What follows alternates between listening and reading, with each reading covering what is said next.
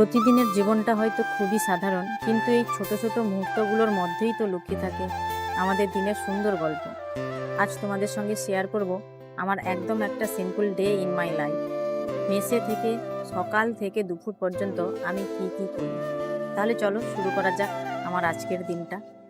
সকালের সুন্দর একটা ভিউ দিয়ে দিনটা শুরু করলাম।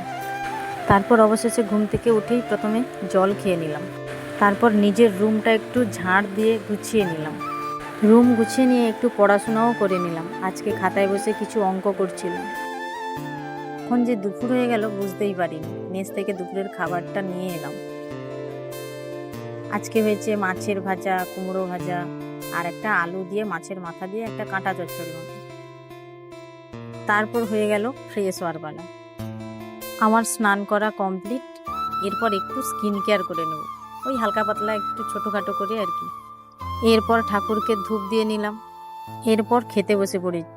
এই ছিল আমার আজকের দিনের গল্প।